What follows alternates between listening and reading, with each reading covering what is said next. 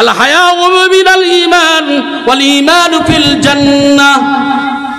বলা হলো ঈমান হলো লজ্জা। ঈমানটা কি? লজ্জা।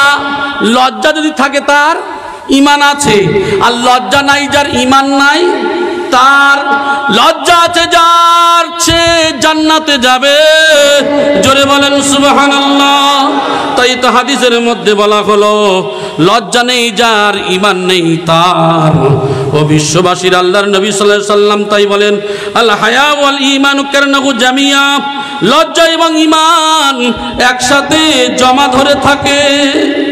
লজ্জা আর ঈমান একসঙ্গেই থাকে। তাহলে ঈমান আর লজ্জার সঙ্গে কতটা আপনার মিল ও মহব্বত রয়েছে চিন্তা করেন আমার ভাইয়েরা। যে মানুষের লজ্জা থাকে ওই মানুষটা খারাপ কাজে লিপ্ত হতে পারে না। আল্লাহর নবী তাই জানিয়ে দিলেন ইজা রাফিয়া আহাদুকুমা রাফিয়াল আখারু। লজ্জা চলে গেলে ঈমান চলে যায়। যার মধ্যে লজ্জা থাকে ওই মানুষটা খারাপ কাজ করতে পারে না। যে মানুষের মধ্যে লজ্জা থাকে না ওর দুই কান কাটা সব পারে, পারে না? পারে না, সব পারে। আল্লাহর নবী সাল্লাল্লাহু আলাইহি সাল্লাম তাই বললেন, সকল নবী একই কথা বলে গিয়েছেন, সব নবীদের কথা একই কথা। তাই বলা হলো আমাদের নবী সাল্লাল্লাহু আলাইহি সাল্লাম বললেন ইজা লাম তাস্তাই ফাসনা মাসিতা। যখন তুমি লজ্জা করবে না তখন তুমি সব কিছু করবে।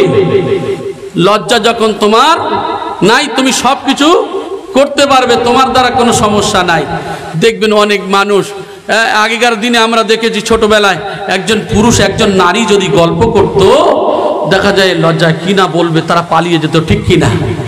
আর এখন গল্প তো করা দূরের কথা, এখন দেখবেন গাড়িতে চলা থেকে শুরু করে বলা থেকে শুরু করে মানে ওদের দেখলে আপনার লজ্জা লাগবে, এমন যে পরিস্থিতি চলছে। তবে রাসূলুল্লাহ জানিয়ে দিয়েছেন মা তারাকতু বা'দা ফিতনাতান আদাররা আলার রিজালি মিনান নিসাই। আমি রাসূলুল্লাহ আমার মরণের পরে সব থেকে ফিতনা স্বরূপ রেখে গেলাম মেয়ে ছেলে। এরা অধিক পরিমাণে ফিতনা করবে, এরা অধিক পরিমাণে ফিতনা করবে। এদের ফিতনাটা কেমন হবে? বলা হচ্ছে আননিসাউ হিবালাতি শয়তান, আননিসাউ হাবাইলু শয়তান। মেয়েদেরকে শয়তানের জাল বলা হলো। স্বামী যখন কথায় বলে রাবিয়া তখন মুখটা বাঁদরের মতো বলে বলে কি হয়েছে বলো, মিষ্টি করে বলে। যদি কোনো খালাতো ভাই ফোন করে রাবিয়া বলে ও খালাতো ভাই বলো, কথাটা তখন মিষ্টি করে হয়।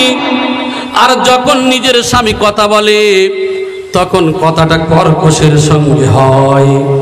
আমার ভাই জানেরা আল্লাহর নবী সাল্লাল্লাহু আলাইহি সাল্লাম তাই বললেন ইন্নাল মারওয়াতা তুকবিলু ফি সূরাতি শাইতান ওয়া তুদবিরু ফি সূরাতি শাইতান। নিশ্চয়ই মহিলারা শয়তানের বেশ ধরে আসে আর শয়তানের বেশ ধরে যায়। কেন এই কথা বলা হলো? ওই মহিলা তার কথাকে এত মিষ্টতার সঙ্গে বলবে, ওই মহিলার ক্ষমতা আছে 2-5 জন 10 জন একটা গ্রামের বহু মানুষকে গাড্ডায় ফেলে দিতে পারে না, পারে না?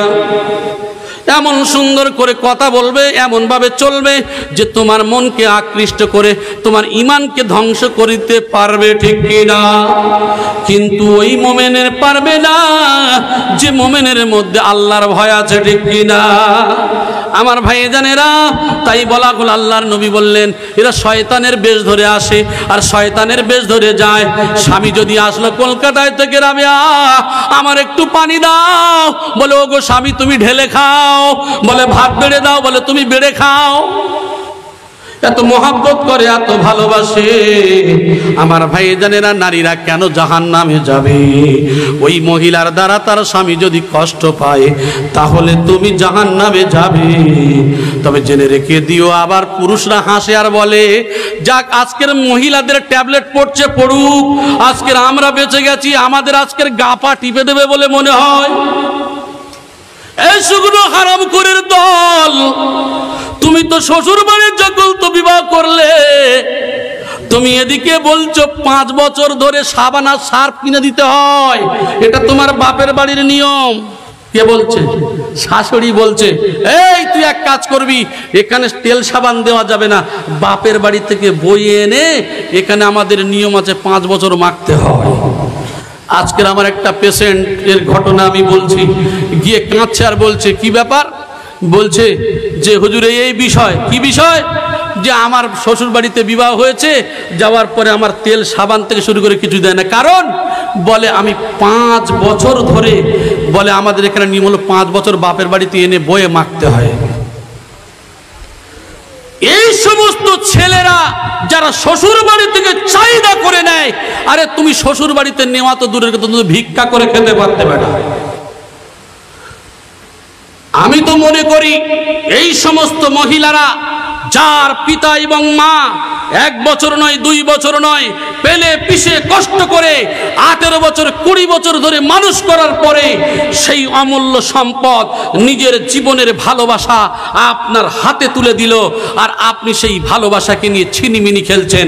হে পুরুষ, তুমি বলছো ওদের ট্যাবলেট পড়ছে পড়ুক, আমাদের যাই হোক, আমরা তো বেঁচে গেছি, আগে তুমি বেটা জাহান্নামে যাবে। কারণ তোমার বিবির হক তুমি আদায় করতে পারো নাই। আমার ভাই জানেরা, কান খুলে খেয়াল করে শুনুন, আমাদের সমাজেই বড় বড় তারা সব থেকে বেশি। ও আমার ভাই জানেরা, কান খুলে খেয়াল করে শুনুন, আল্লাহর নবী সাল্লাল্লাহু আলাইহি ওয়াসাল্লাম তার জীবনের সংসার করে আমাদেরকে শিক্ষা দিয়ে গিয়েছেন। এই সংসার যদি দেখতে হয়, আমার নবীর সংসারের দিকে একবার তাকিয়ে দেখো, তাহলে তোমাদের ইহ জীবন মঙ্গলময় হবে, আর পর জীবনটা তোমাদের জন্য সুখময় জান্নাত। আমার ভাই জানেরা, সেই জন্য করে আমি আপনাদেরকে বলি যে আমার ভাই জানেরা, এই মহিলা